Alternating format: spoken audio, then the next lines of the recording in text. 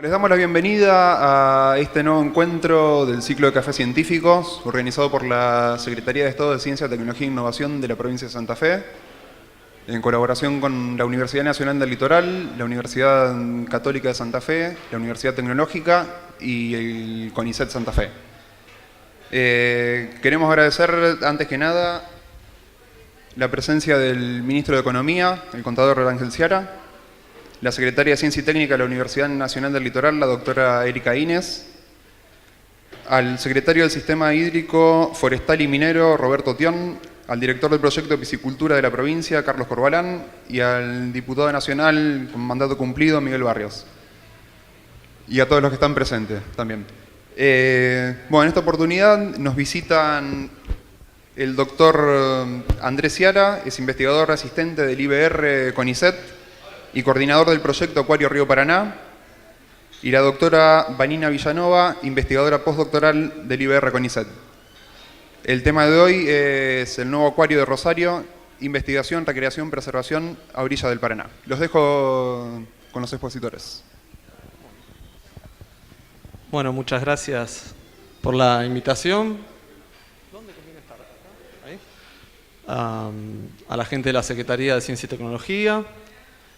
Y bueno, representa todo un desafío venir acá a presentar el proyecto del acuario, que es un proyecto que hace muchos años ya venimos trabajando desde el inicio casi de la gestión de la Secretaría de Ciencia y Tecnología. El proyecto del acuario, mucha gente se podrá preguntar por qué necesita Rosario y la provincia de Santa Fe un acuario dedicado al río Paraná. Como vemos, bueno, la imagen es típica ya que de una postal de Rosario, que es el puente Rosario Victoria y sus islas. También vemos la influencia que tiene el río Paraná sobre una ciudad como Rosario y sobre toda la provincia, que está próxima a un ámbito, a un humedal, a uno de los principales ríos en caudal del mundo, que es una típica llanura de inundación con una riqueza y diversidad biológica muy grandes y que actualmente está siendo amenazado por diversos factores. Una de las problemáticas ambientales, diversas problemáticas ambientales que presenta el Paraná, son entre otras la destrucción del ecosistema del humedal por modificaciones del curso natural, construcción de terraplenes, que hoy en día ya se calculan más de 40, y un uso no sustentable de su suelo. También, por supuesto, la contaminación y la pesca, de la cual vamos a hablar un poco luego, industrial, que es la que se ejerció casi descontroladamente al principio del 2000, de subsistencia y la recreativa. Por otra parte, muy poca gente conoce la diversidad que tiene nuestro río Paraná, y nosotros particularmente estudiamos la diversidad ictícola, ¿no? Existen descriptas hoy más de 150 especies de peces en nuestra región, decenas de especies de mojarras, bagres. También decenas de especies de bagres. Este que mostramos aquí, por ejemplo, es un bagre que se ha descrito que no tiene ojos. Existe un lenguado de río, muy poca gente lo conoce. Muchísimos peces de colores, que en este caso un dientudo. Y como para comentarles, hoy en día nosotros tenemos en el acuario rayas que se describen como una sola especie, sin embargo, en el análisis que estamos haciendo nosotros, aparentemente tanto en lo que es morfológico como genético, serían especies diferentes.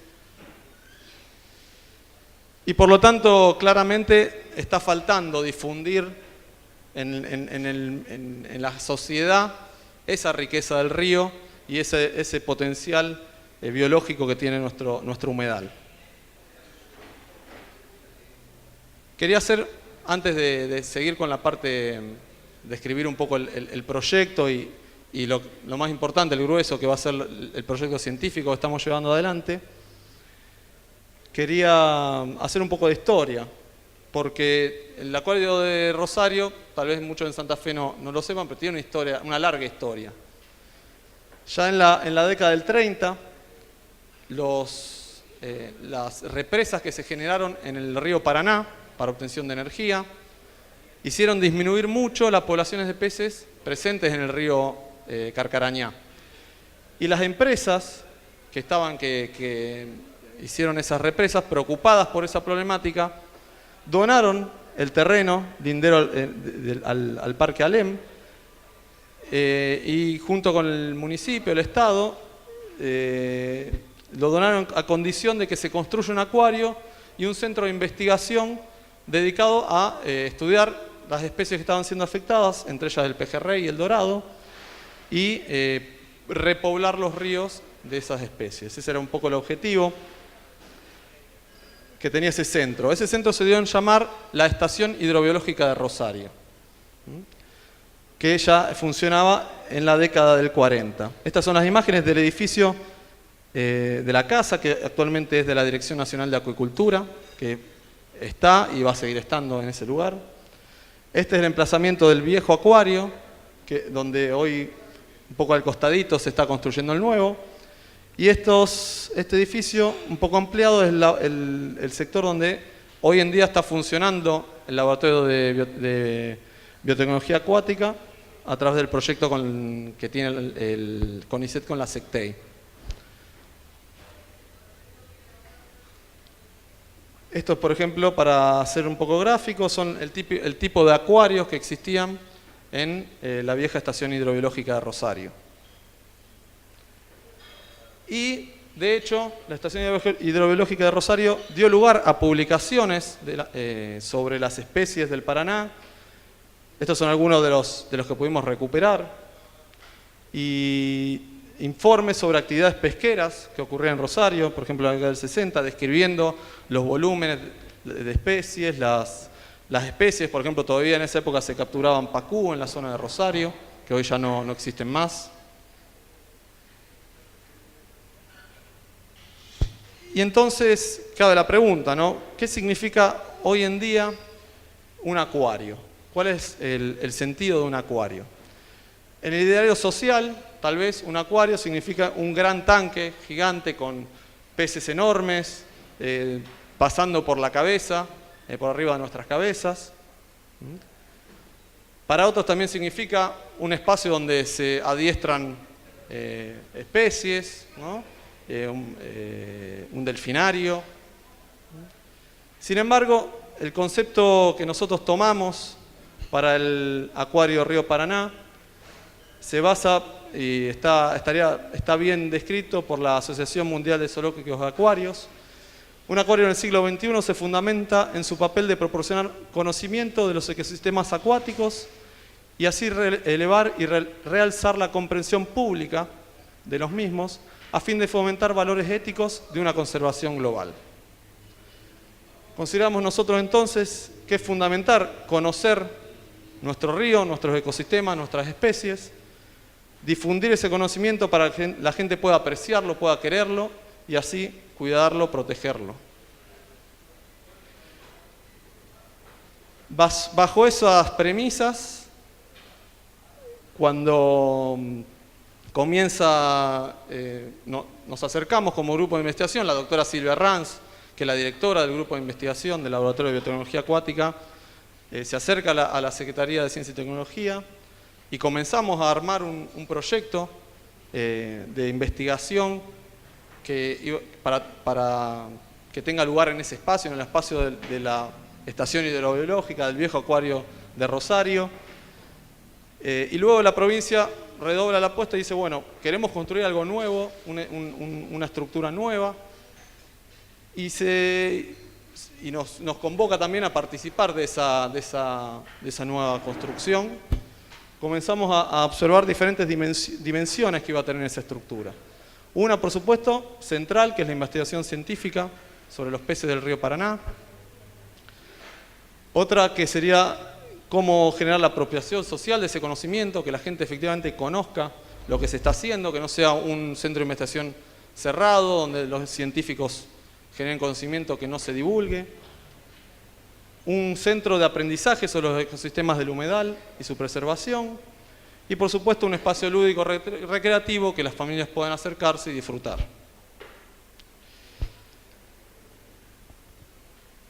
De esta manera les voy a mostrar un poco el espacio donde está emplazado, donde se generó la idea, para que ustedes tengan un conocimiento. Aquí está la casa que les dije que es la Dirección de Acuicultura. Por aquí estaba el viejo acuario de Rosario y hoy en día la ubicación del nuevo acuario de construcción estaría aquí. Por aquí abajo está el Parque Alem y de este lado está el camping del municipio y aquí está el río Paraná. Este es un espacio, diríamos, privilegiado de la ciudad, donde se inicia lo que es la costanera norte. Y en todo, no solamente el acuario va a implicar una construcción y lo que va a ir adentro, sino que va a haber una intervención en todo el entorno.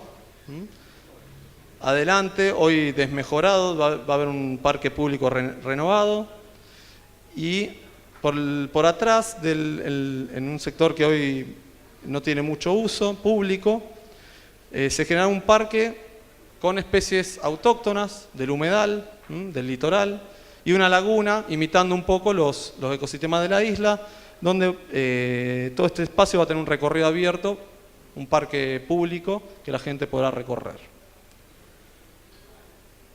Les voy a mostrar algunas vistas del proyecto, ahí con autorización del arquitecto. Este sería el frente, el espacio de ingreso. Obviamente esto requiere toda intervención en el suelo que hay que generar. Perdón. De aquí está la vista a la parte trasera. La parte superior es el sector de exposición, del sector público, donde van a estar las muestras de peces, las actividades recreativas, de educación. Y este sector bajo son los laboratorios de investigación. Ahora les voy a mostrar un poco más.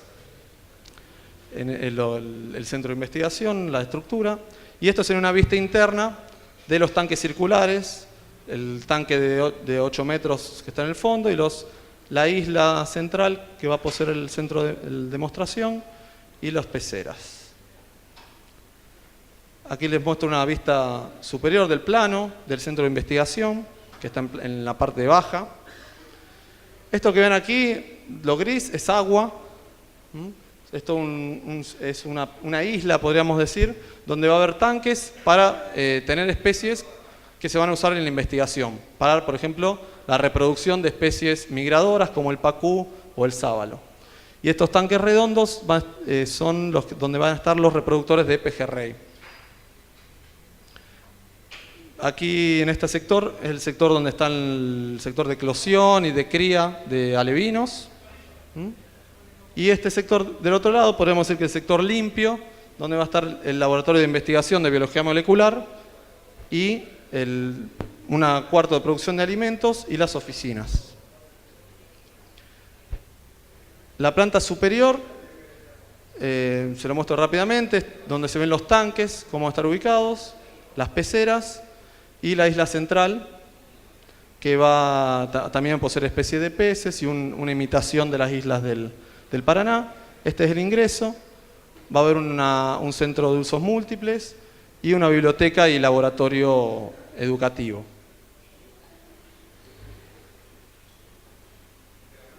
Es un poco, no sé si alguien tiene alguna consulta sobre la estructura general del acuario.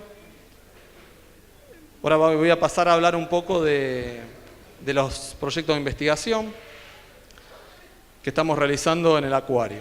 Vamos muy rápido.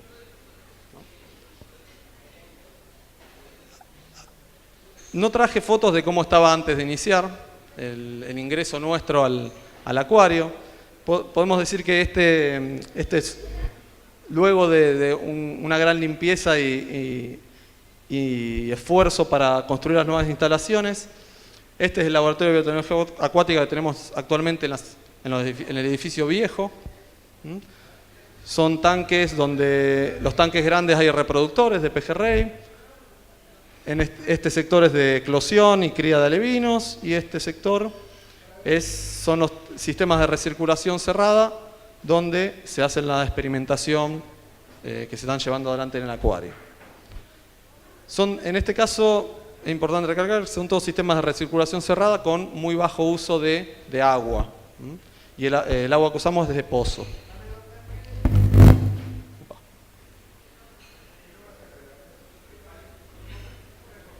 Ahora, antes de darle lugar a Vanina, le voy a describir un poquito cuáles son las líneas de investigación que están desarrollando en el acuario. El grupo de investigación, que es dirigido por la doctora Silvia Ranz, tiene 3 líneas centrales de investigación, pero cada una de ellas tiene muchos temas y que no vamos a llegar a tocar todos.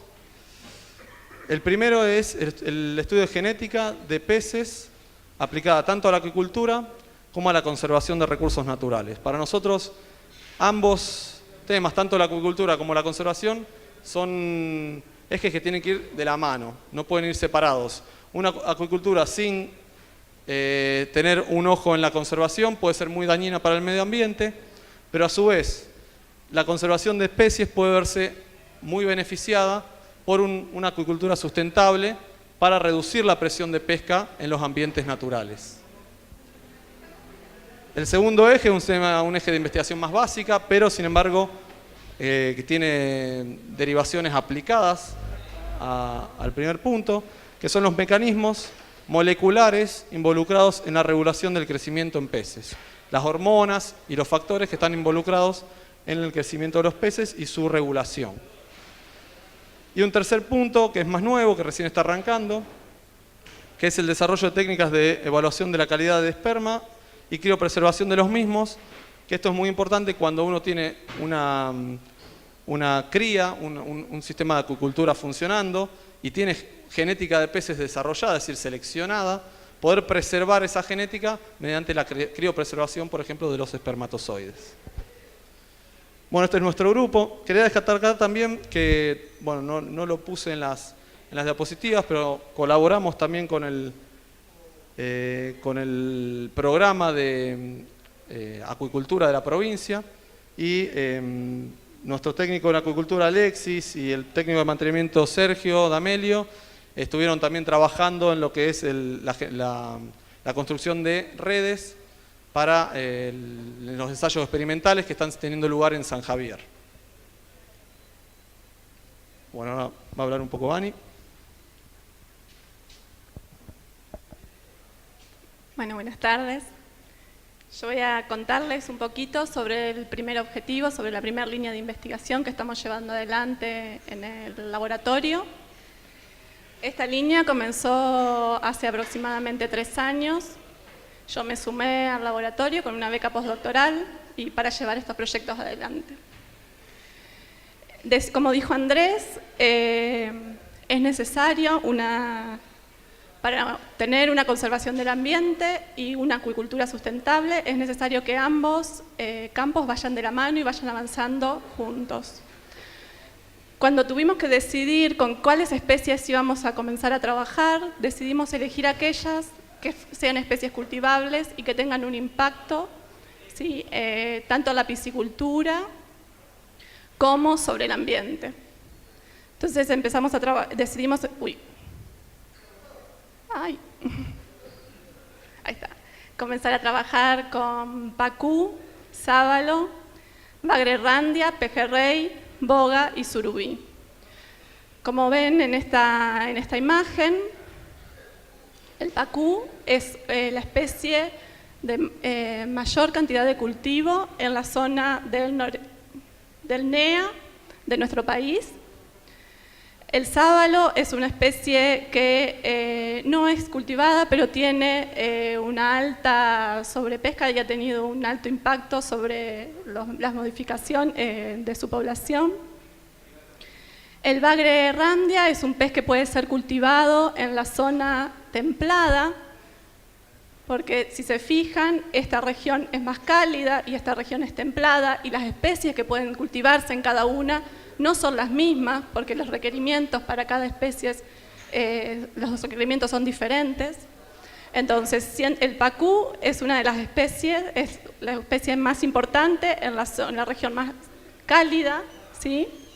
Puede adaptarse con algunas modificaciones a una zona yendo hacia el sur, a la zona más templada, pero una que ha sido muy estudiada es el Bagrerrandia, por eso es otra de las especies que decidimos elegir. El pejerrey, bueno, ha sido desde hace muchísimos años cultivado en lagunas de la provincia de Buenos Aires, se hace siembra, y también en la provincia de Córdoba y en la provincia de Santa Fe, se hace una piscicultura extensiva. Y la boga y el surubí se cultivan en menor medida, pero tienen un alto impacto en el mercado. Son peces que gustan mucho al consumidor. Para contarles un poquito sobre el primer objetivo, voy a hacer una introducción. Para poder hablar de genética, tenemos que hablar de genes, y todos los individuos, todos los organismos, todos los seres vivos tienen su información genética contenida, los eucariotas sobre todo, en una región que se llama núcleo, ¿sí? Y todos esos genes están organizados en lo que serían los cromosomas, ¿sí? Que son moléculas de ADN que están compactadas y se encuentran dentro del núcleo. Además, todas las células contienen unas pequeñas organelas, son como subdivisiones, ¿sí? Donde también se encuentra ADN, que es el ADN mitocondrial. El ADN está formado por los nucleótidos, ¿sí? Que son estas letritas que ustedes pueden ver acá, se representan con estas letras, pero en realidad son estructuras químicas, ¿sí? Que pueden ser determinadas, la manera en que están unidas y cómo están concatenadas una al lado de la otra, a través de reacciones químicas, ¿sí? Por aparatos, eso se puede realizar, y uno puede llegar a obtener este tipo de gráficos, donde en realidad lo que puede saber es cuál es la secuencia de ese DNA en una determinada región. Ahora bien, también vamos a hablar de marcadores moleculares de ADN. ¿Qué son esos marcadores moleculares de ADN? Son secuencias en el DNA, pequeñas regiones que van a poder permitirnos caracterizar un individuo o caracterizar poblaciones. Cada individuo tiene un determinado grupo o una variedad de marcadores que lo hacen único. Y esos marcadores pueden ser de diferente tipo. Hay marcadores microsatélites, que son regiones muy variables, que se encuentran esparcidas en los diferentes cromosomas, ¿sí? Y que tienen una mayor tasa de cambio, o sea que pueden cambiar con mayor facilidad que otras regiones del ADN, que se encuentran conservadas. También hay otros marcadores que se llaman SNPs, que en realidad son variaciones de solamente una de esas bases, uno de esos nucleótidos. Y otros marcadores que no están en el ADN nuclear, sino que están en el ADN mitocondrial, que era esa otra pequeña organela que también está presente en todas las células. Además de tener una alta variación, que eso es algo muy importante y que caracteriza a un individuo, esos marcadores se heredan a través de las generaciones. Es decir, si por ejemplo tenemos un pez donde tiene esta determinada secuencia, este marcador, y lo cruzamos con otro pez que tiene una secuencia diferente en esa misma región del ADN,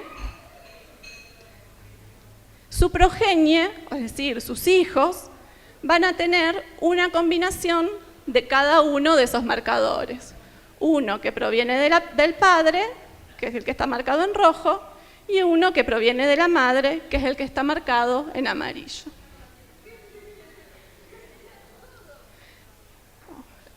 Entonces, ¿por qué vamos a usar esos marcadores moleculares? Porque son una huella dactilar de ADN para la identificación de los individuos. Eso es muy importante. Por otra parte, También son una herramienta complementaria a la taxonomía para la identificación de especies. Por ejemplo, para poder hacer una identificación taxonómica, uno necesita el pez, ¿sí?, en un estadio, es decir, en un estadio de adulto, generalmente, el pez completo, con sus aletas, sus dientes, todos sus órganos, digamos, se necesita el pez completo. Para poder realizar una identificación a través del ADN, uno solamente con un pedacito de aleta o un pedacito de músculo, ¿sí?, o sangre de ese individuo, puede llegar a tener una secuencia, ¿sí?, de una determinada región del genoma de ese individuo. Entonces, relacionando la secuencia de ese individuo con secuencias previas de individuos ya caracterizados que se conoce esa especie, uno puede llegar a realizar una identificación.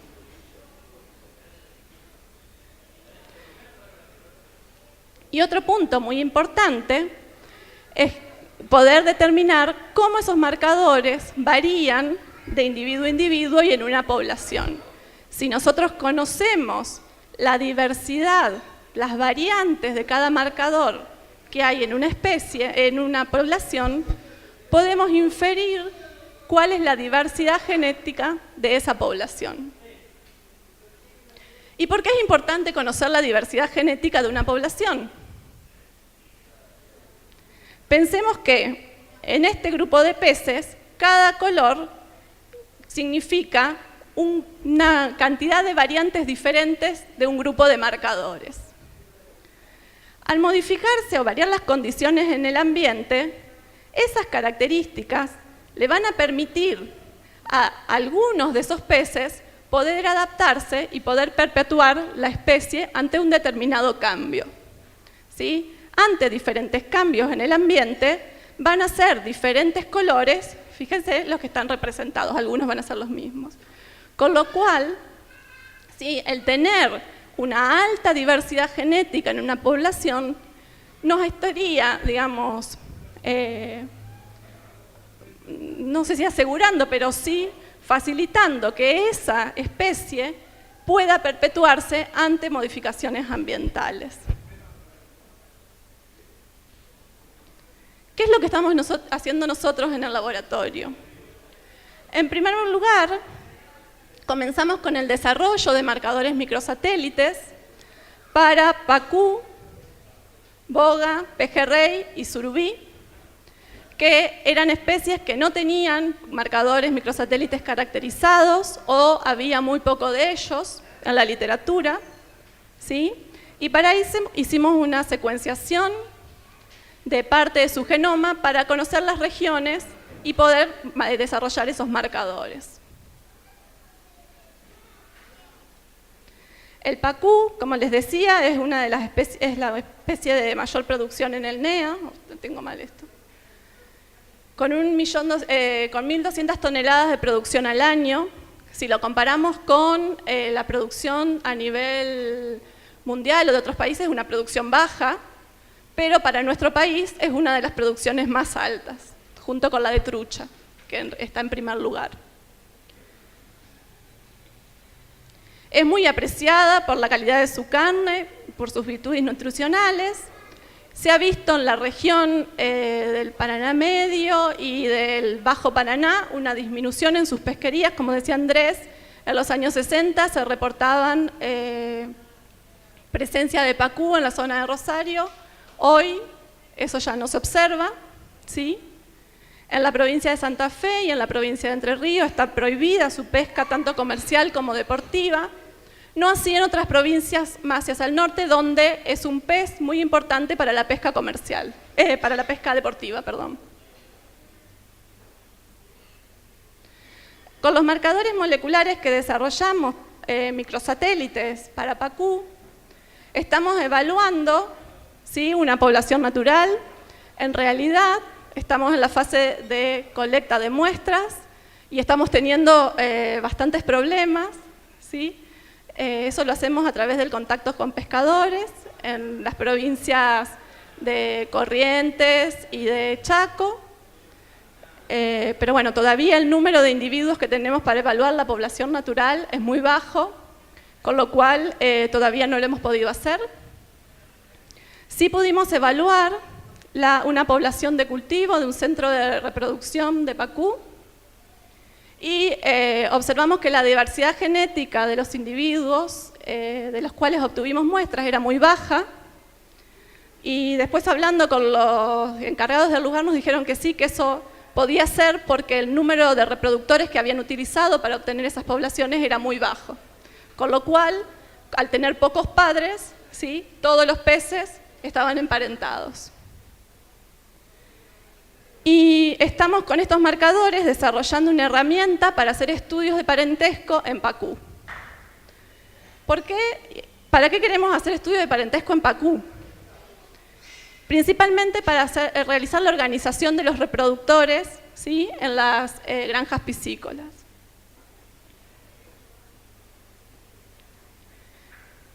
Imaginen que tenemos un grupo de reproductores y queremos cruzarlos entre ellos.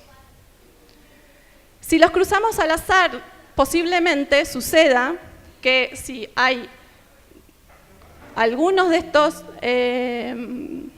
reproductores que estén emparentados, ¿sí?, los hijos que tengan, ¿sí?, van a compartir muchos genes, ¿sí?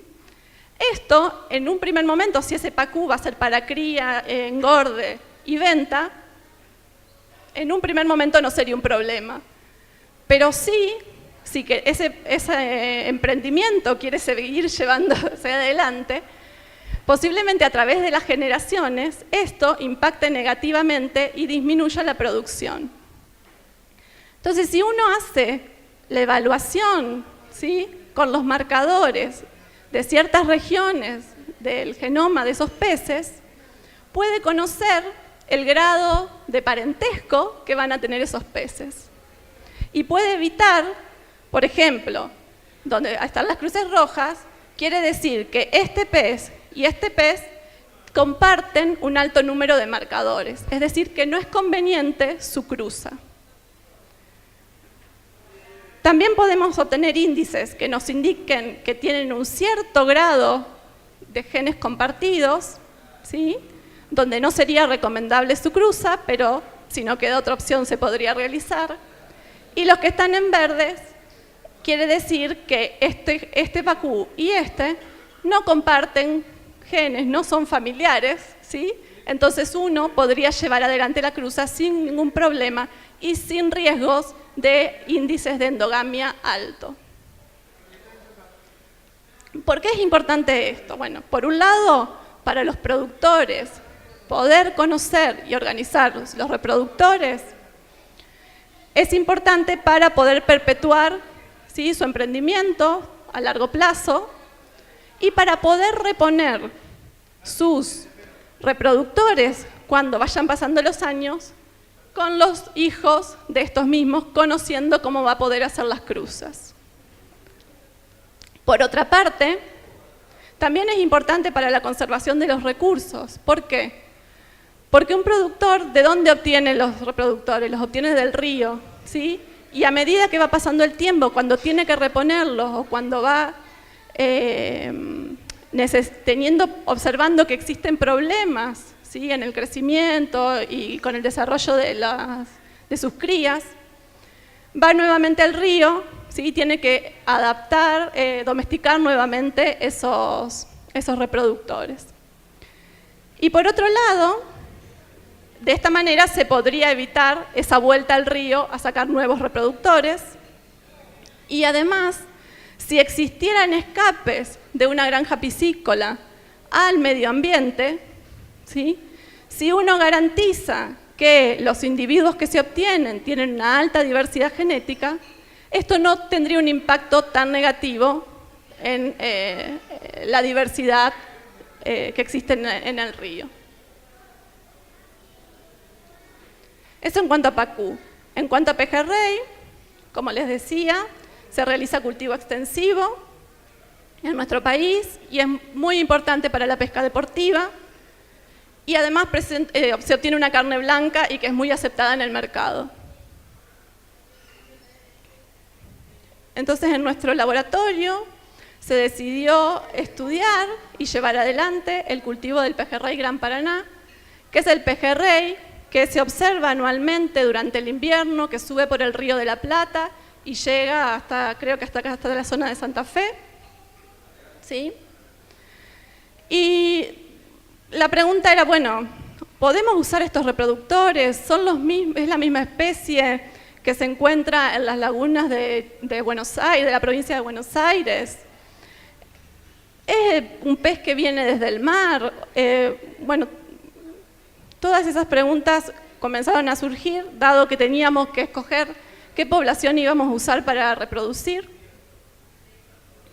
Y decidimos estudiar, haciendo muestreos sobre el río Paraná, sobre el río Uruguay y en la laguna de Chascomús, ¿sí? Y comparando con datos que había ya reportados en la bibliografía.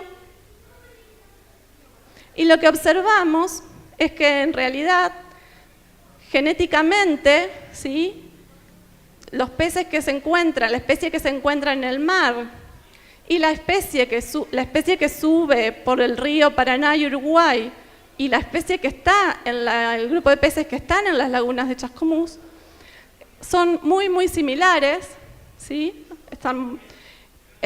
Posiblemente se trate de la misma especie, pero que presenta adaptaciones a cada uno de esos ambientes. También evaluamos cuál era la diversidad genética de estos peces en la zona del Rosario, ¿sí? Y observamos que presentan una diversidad genética muy alta, y lo comparamos con la diversidad genética presente en una población de cultivo de un centro de reproducción de la provincia de Buenos Aires. Y lo que observamos es que la población de cultivo presentaba una diversidad genética muchísimo más baja. Y esto es un llamado de atención, ya que estos peces son utilizados para sembrar en las lagunas.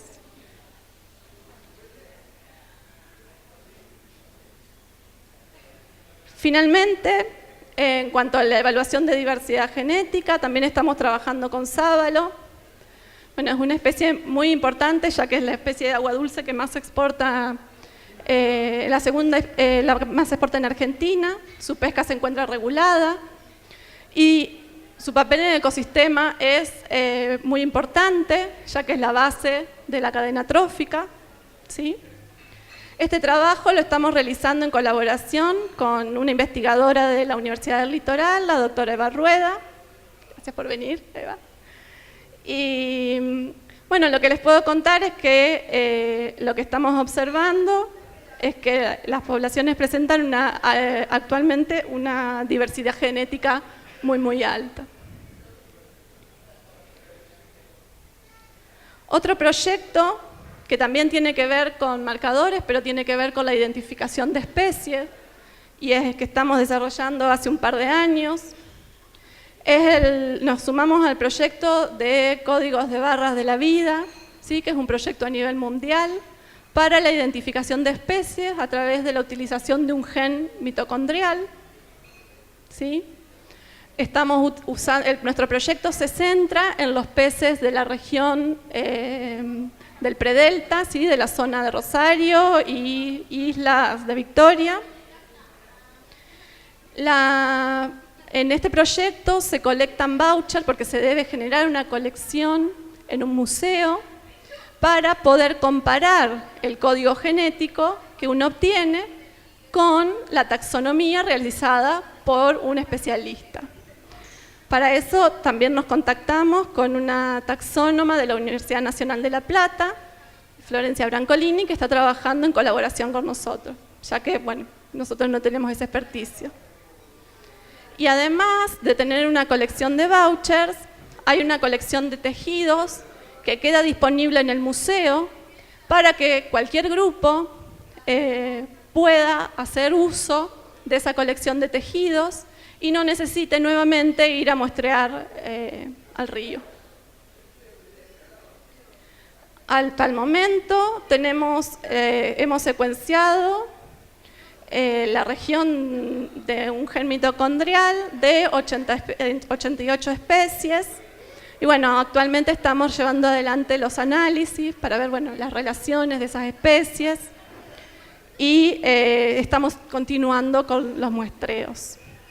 Muchos de estos peces en realidad no fueron depositados en el museo, sino que están en el acuario, ¿sí? Se usa solamente un voucher fotográfico, se registra la foto y los peces están marcados y se toma solamente un pedacito de aleta y los peces están vivos. Bueno, eso en cuanto a la parte de genética. Respecto a los mecanismos involucrados en la regulación de crecimiento en peces, les va a seguir contando Andrés, que es su tema de trabajo. Bueno, ¿vamos bien? ¿Alguna pregunta para Vani? ¿Algún tema? ¿Alguno? Bueno, con esto iríamos, ya no les voy a hablar mucho porque un tema un poco más molecular, más específico, pero sí contarles que esta es una de las líneas que venimos desarrollando en el grupo de investigación hace más tiempo, todo lo que son los mecanismos de regulación del crecimiento. En general, en los vertebrados, el crecimiento está influenciado por una multiplicidad de factores. Por supuesto, la alimentación, el medio ambiente, el estrés, la temperatura, los factores endocrinos, factores metabólicos. Y generalmente hay un eje principal de control del crecimiento, que es el eje de la hormona de crecimiento, simbolizada por GH, y los factores de crecimiento tipo insulina. Entonces, todos los factores ambientales y nutricionales son censados por el cerebro, el hipotálamo, y se dirigen las señales a la hipófisis, que da mediante señales de activación o represión de la expresión de hormona de crecimiento. Esta hormona de crecimiento va a dirigirse hacia receptores en los órganos blancos, actuando sobre la liberación de factores de crecimiento que van a ir hacia el músculo, hacia el hueso, y van a generar el crecimiento efectivamente de las especies.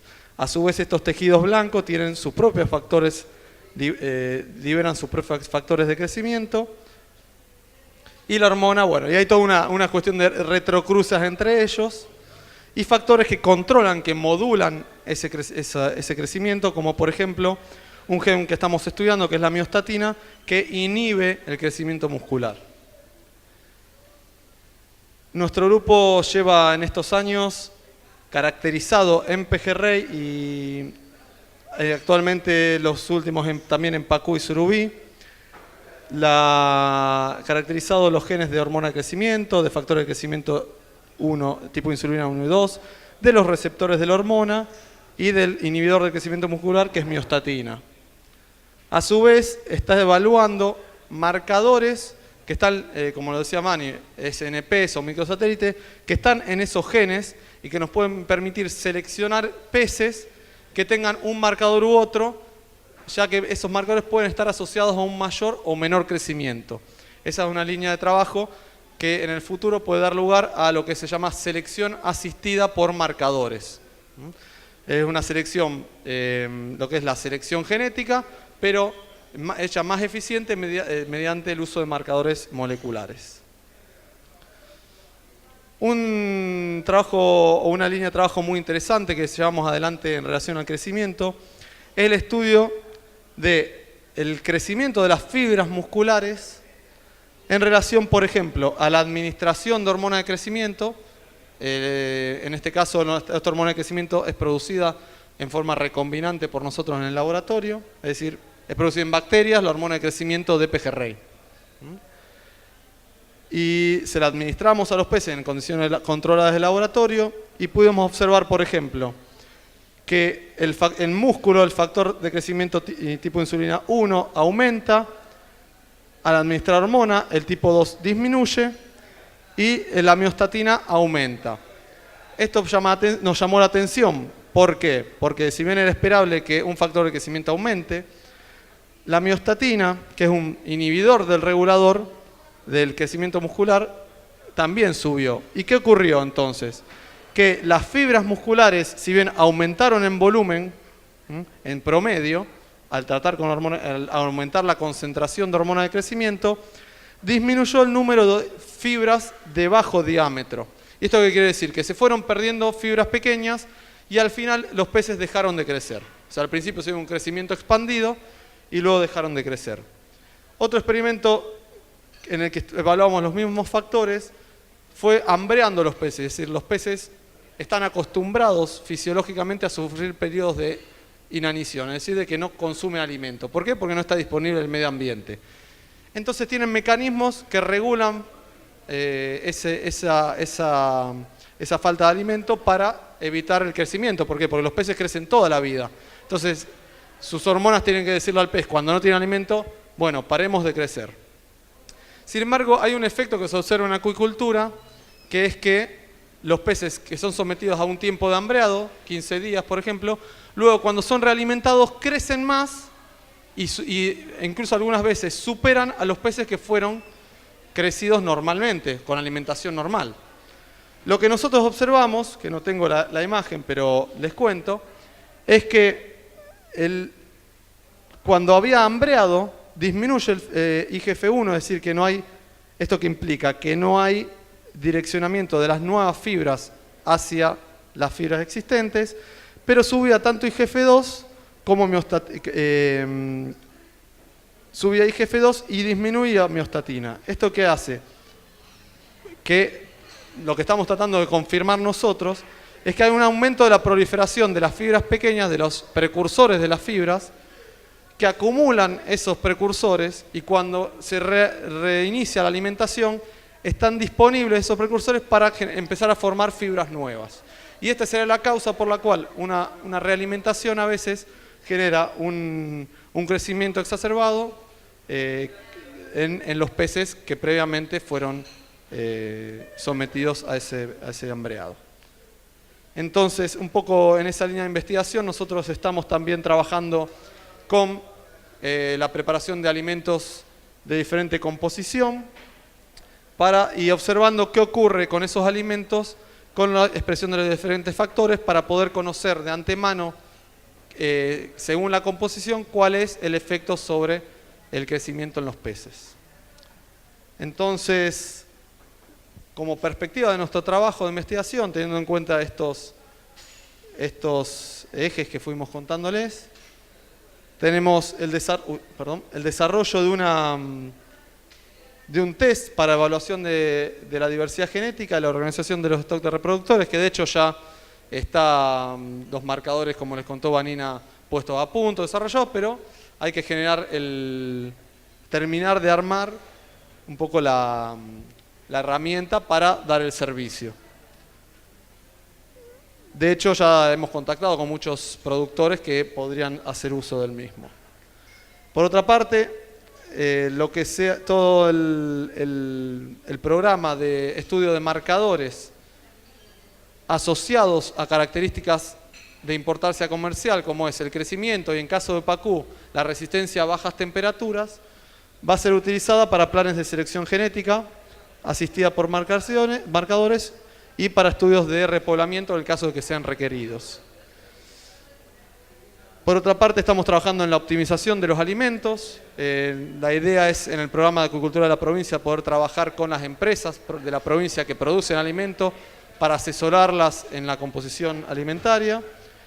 Y el nuevo proyecto de investigación más grande que estamos pidiendo también va a tener un proyecto de estudio de secuenciación de un transcriptoma, que es todo el bagaje de genes que están siendo expresados en músculo de PACU y pejerrey para poder aumentar nuestro background de marcadores moleculares y poder asociarlos en los estudios de selección asistida, entre otras cosas. Finalmente, actualmente tenemos diversos proyectos de investigación y subsidios que están financiando estos trabajos. Es decir, que la idea es que la investigación en el acuario se financie con los propios subsidios de los investigadores. Es decir, esto que implica tratar de hacer una ciencia de calidad y que también sirva a la sociedad y por lo tanto tenga sentido que esté en el acuario, ¿no? Y finalmente, bueno, el equipo. Respecto a los proyectos que les nombré antes, es interesante porque el primer, digamos, la generación del proyecto del acuario se basó en el proyecto PID 2000, que fue el 2008, y mediante el cual le pudimos dar el puntapié inicial, ¿no? Entonces por ahí me preguntaban antes, cuando hicieron la entrevista, bueno, si se podía replicar la experiencia del acuario que estamos teniendo.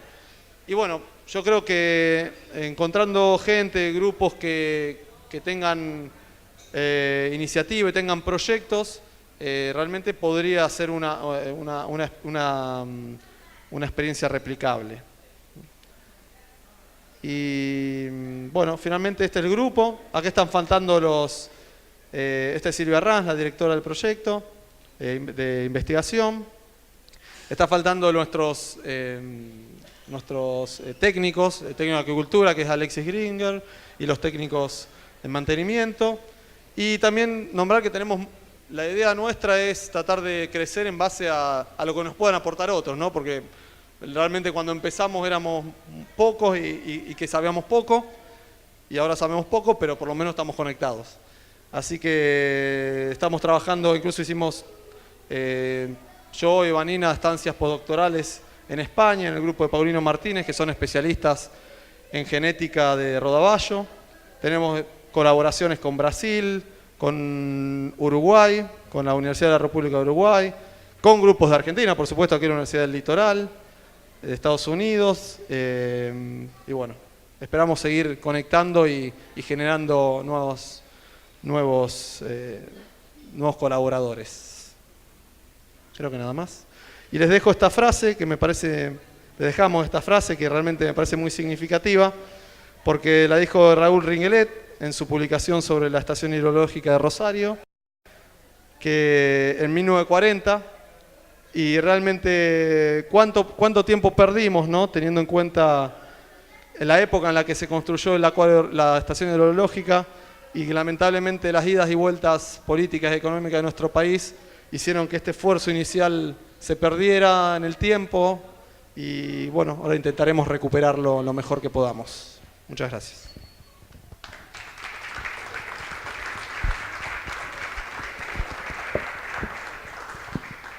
Bueno, tenemos un espacio para preguntas y aquellos que quieran preguntar, levanten la mano, así yo acerco el micrófono y todos podemos escuchar bien.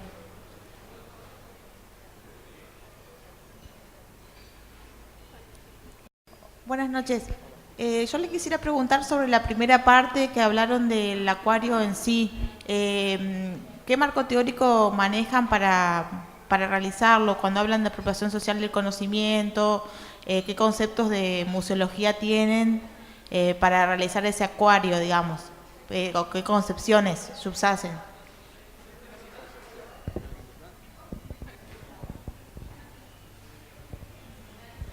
En realidad, nosotros no somos especialistas en eso, pero estamos contactándonos con gente del acuario de Temayquenes, sí, para asesorarnos de cómo armar, mantener las especies, algunas especies, y armar el acuario.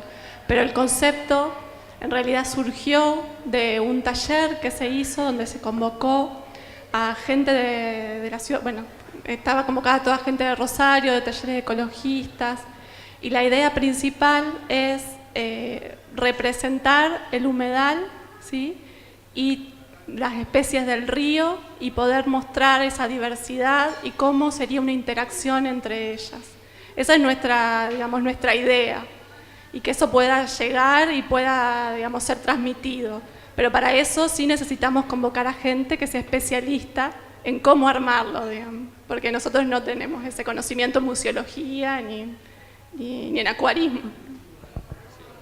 De hecho, bueno, nosotros tenemos contacto, como dice Vanina, nosotros no somos especialistas en ese tema. Bueno, actualmente trabajamos digamos, en lo que es el diseño del acuario en sí, tecnológicamente, etcétera. Trabajamos con una empresa que se llama Tecnoacuario, que estamos asesorándonos, digamos, con ellos. Y en lo que es el concepto general educativo, realmente hoy en día no está armado el proyecto. Es algo que realmente, digamos, a partir de que, bueno, ahora estamos terminando la segunda etapa de construcción, etcétera, nos tenemos que dar la discusión y el asesoramiento, como dice Vanina, adecuado para ello. Y bueno, invitamos al que quiera también participar para, digamos, inicialmente nosotros, incluso hoy tenemos el contacto con biólogos, especialistas en el medio ambiente del Paraná, etcétera, que nos fueron guiando inicialmente y en el taller, etcétera, gente que hoy en día está en el grupo del Paraná No Se Toca y que bueno, en base a eso nos fuimos manejando para lo que es el proyecto arquitectónico. Sin embargo, el proyecto en sí, educativo, no está armado todavía. Perdón que no puedo ahondar más porque no es mi área, te pido disculpas. Hola, mi pregunta tenía que ver con la parte de producción. Hablaron de acuicultura y los porcentajes que se produce en el país de las diferentes especies, pero en toneladas, ¿de cuánto estamos hablando?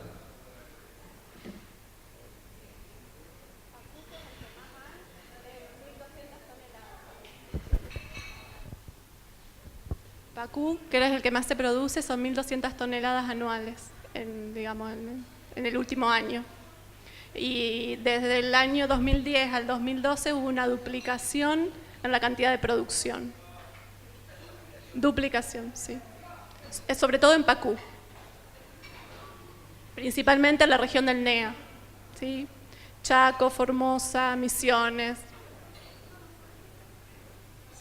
Es interesante porque con ese crecimiento que tuvo Pacú, ya debe estar casi por superar a la principal producción argentina, que era trucha, arcoíris. Y hoy en día nosotros sabemos, porque tenemos contacto con productores, con gente de la Universidad de Corrientes, que hay muchos productores que están invirtiendo en eso. Y a nosotros nos preocupa, digamos, lo que mucho le contó Vanina, que es que el peligro de que si no se controla la genética que se está utilizando, etcétera, a veces los escapes y las cosas pueden afectar el medio ambiente. Entonces la idea es tratar de ofrecer estos servicios para no solamente que el productor tenga una ventaja por su capacidad de organizar sus stocks, sino también un poco disminuir el riesgo de que al haber escapes, las especies que escapen tengan una baja diversidad genética, ¿no? Después el resto de las especies, igualmente la producción argentina es muy baja, incluso a nivel latinoamericana. Nosotros estamos participando de la Red Nacional de Acuicultura que organiza Silvia Ranz con ICET y del Programa Provincial de Acuicultura que tiene la idea de incrementar el nivel de consumo y de producción de pez mediante la acuicultura. ¿Alguna otra pregunta?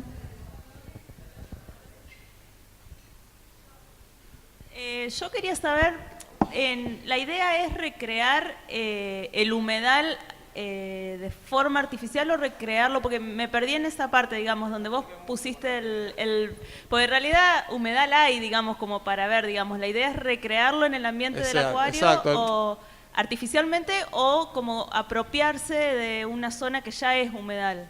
No entendí bien, digamos. No. El emplazamiento del acuario está obviamente en la ciudad, ¿no? Entonces la idea es que la gente en la ciudad, obviamente vos te tenés que ir, a ver, vos te vas a la isla, ¿no? Vos ves el humedal, pero no te das cuenta de la diversidad que eso genera y de ecológicamente lo que eso implica en muchos sentidos, ¿no?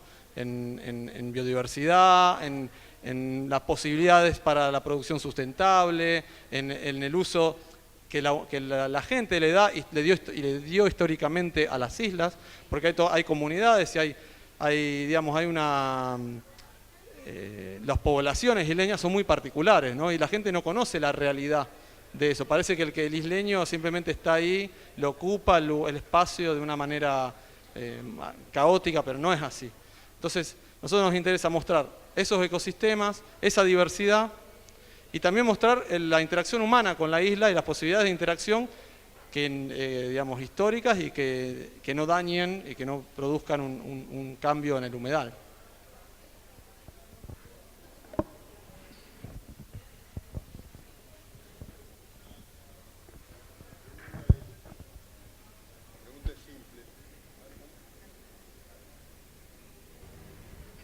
No, la pregunta es simple.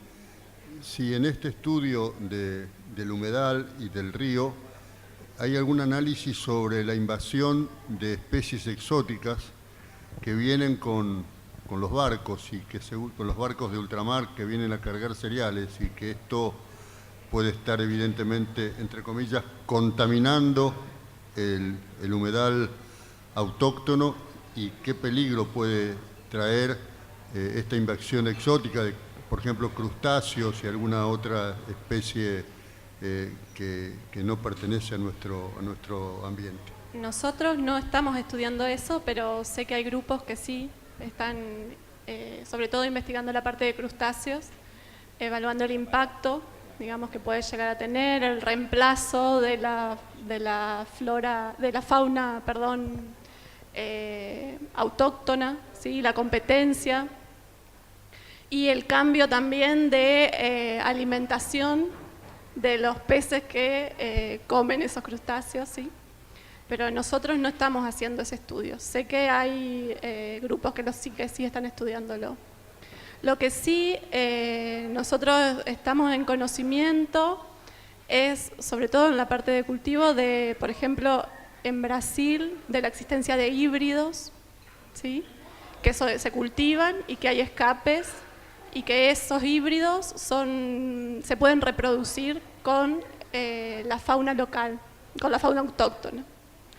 Entonces, obviamente los ríos son los mismos y hasta el momento no se ha detectado la presencia en esta región, sobre todo en el caso de surubí. Pero estamos muy atentos a través del contacto con los pescadores, ¿sí? Nosotros todos los muestreos que hacemos y todo el trabajo que hacemos en el río lo hacemos con pescadores, y todo el tiempo hay un diálogo de la presencia de diferentes especies, las variaciones, y digamos, si pudieran aparecer o no en esta región.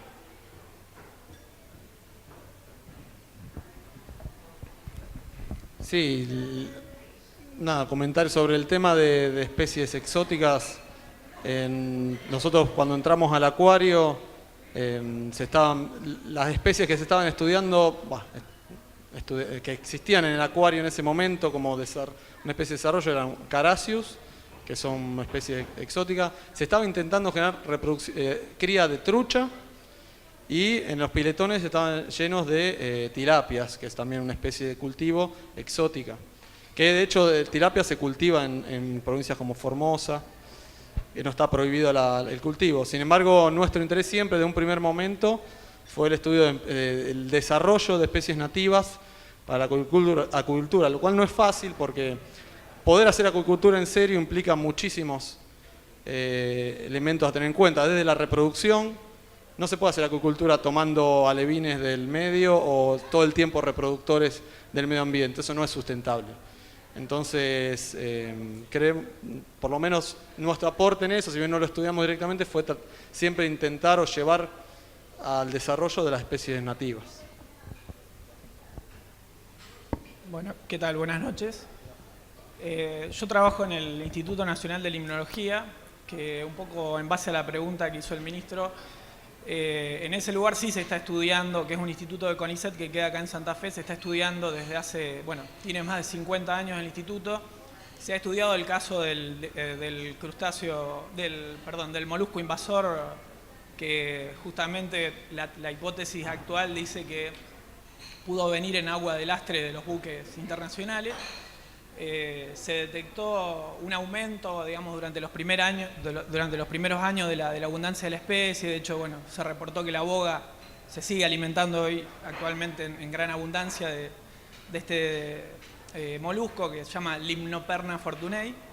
Y aparentemente hoy las poblaciones, como ocurre con muchos casos de invasión de especies, las poblaciones hacen un pico en los primeros años y después se estabilizan cuando las especies adaptan su dieta, empiezan a modificarse la red alimentaria y todos empiezan a comer de esa especie. Hoy podemos decir que, si bien está establecida la especie en gran parte de la cuenca, se va desplazando hacia el norte gradualmente, hoy tiene valores mucho menores de lo que tenía hace unos años y está mantenida, podríamos decir, a raya por los depredadores naturales que tiene acá en el río. En referencia a lo que presentaron hoy, de acuerdo a la diversidad del río Paraná, bueno, la verdad que me parece muy valorable la iniciativa de mostrar las especies que viven en el río. Creo que te quedaste un poco corto con la diversidad que hay. El río Paraná tiene más de 400 especies de peces. Quizá en la altura de Rosario haya así alrededor de 200 especies. Y creo que una de las formas de valorizar el río como un ambiente de alto valor desde todo punto de vista, como productivo, para la recreación, la dispersión, es inigualable. Creo que saludo las iniciativas turísticas que se desarrollan para el río, porque creo que es una mina de oro desde el punto de vista turístico, y que creo, bueno, que mostrar la inmensa diversidad del río Paraná con esta inmensidad de formas. Bueno, vos mostraste una foto de un pez volador que vive en el río Paraná y prácticamente, o sea, nadie conoce que existe. Creemos que esas cosas aparecen en el Amazonas solamente. Y bueno, igualmente una cuestión que quiero acentuar es un debate, quizá un tema espinoso, que el tema de la conservación in situ, como ustedes están planteando, como forma de proteger las poblaciones naturales. Yo no lo creo. Quizá, digamos, habría que ponerlo en relieve respecto de sí la importancia que es proteger a las especies en sus hábitats naturales. Es decir, ¿queremos conservar lo que tiene el río? Bueno, conservemos el río. Veamos qué es lo que le está pasando al río, por qué disminuye la diversidad, porque creo que por más esfuerzo que han hecho en digamos, los grandes países desarrollados por incentivar la conservación in situ, no han podido equiparar al valor que tiene la conservación ex situ, es decir, la generación de áreas protegidas, la moderación de las actividades económicas y los impactos antrópicos sobre los ambientes naturales. Y creo que el río Paraná, por suerte, podemos decir que en el tramo argentino todavía lo tenemos bien conservado. Y bueno, tenemos que tener en cuenta eso. O sea, sí saludo la iniciativa de mostrar al acuario como una cuestión de apropiación social del conocimiento, como decían hoy, pero sí hay que incentivar la protección del ambiente, como digamos, lo que está allá afuera, que creo que es ahí donde evoluciona la especie durante miles de años. No te discuto eso porque estoy totalmente de acuerdo con lo que decís. Digamos, nuestro aporte llega hasta un punto, pero por eso yo la primera diapositiva que puse las problemáticas del río Paraná es la problemática de la destrucción del ambiente. Estoy totalmente de acuerdo con vos que el río, a pesar de todo, tiene hoy en día todavía una conservación que, digamos, si uno no lo sigue afectando, es más, al revés, uno cambia algunas acciones que van en contra del ambiente, tiene mucha capacidad de regenerarse, podríamos decir. Pero así que estoy totalmente de acuerdo que la primera iniciativa para cuidar nuestro ambiente y diversidad es proteger al medio ambiente del río. Y de hecho, inicialmente nosotros cuando Silvia planteó el primer proyecto del acuario, nuestra idea era generar semillas para repoblación. Era nuestra idea un poco en el concepto. Y después, cuando empezamos a estudiar y ver la realidad, dijimos, esto hoy en día no sirve de nada. Lo que tenemos que hacer es dejar que el río se cure solo, digamos, dejando de agredirlo. Cuando fue, las grandes sobrepescas. Estamos hablando que era la época de la gran sobrepesca, cuando empezamos a planificarlo, ¿no? Sí. No, y una sugerencia, digo, si bien queda mucho por hacer, también hay mucho hecho. O sea, como decía el INALI, tiene ya 51 años de trayectoria. Hay muchas cosas que han hecho. Bueno, Ringelet, desde los años 40 que viene desarrollando. Hoy en la Dirección de Pesca, en la cual participo también, están desarrollando proyectos de manejo. Hay mucha información disponible. Bueno, está online en la Secretaría de Pesca los informes sobre el sábalo, de lo cual conocemos mucho hoy. y que incluso ponen en tela de juicio aquella sobrepesca intensa de la que se supuso que ocurrió en los años 2004 y 2005. Hoy, digamos, se puede decir con cautela, por los índices de supervivencia que se conocen del sábalo, que, digamos, la especie está en relativo buen estado, lo que sí tiene ciclos muy largos que hay que respetar, digamos, por las tasas de explotación.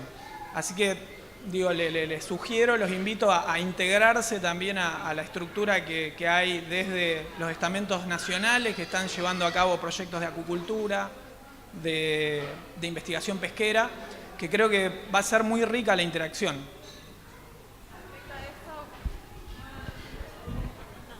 Respecto a eso, sí nos pusimos en contacto con el grupo que está en el proyecto Sábalo para poder participar, digamos, y sumar nuestra herramienta también en el proyecto.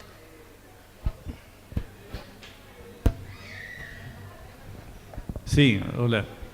Bueno, solamente decirles que nosotros desde el punto de vista del Ministerio de la Producción, con el proyecto de la acuicultura, estamos encantados de poder trabajar con ustedes y de que verdaderamente ahora cuando iniciemos la producción de alevines en la provincia de Santa Fe, tengamos el apoyo y el control de la parte técnica de ustedes para poder elegir los mejores reproductores y que podamos continuar con eso, ¿no?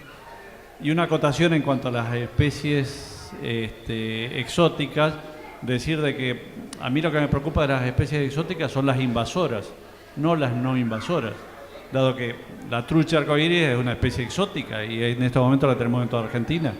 El salmón en Chile era una especie exótica y es su principal industria, o sea que lo que tenemos que tratar es estar observando y muy atentos a las especies exóticas invasoras, no aquellas que nos puedan dar un beneficio a la producción acuícola. Gracias. Muy bien. ¿Alguna pregunta más?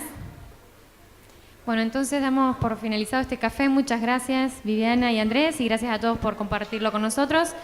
En las mesas hay unos afiches de un concurso al cual están todos invitados a participar.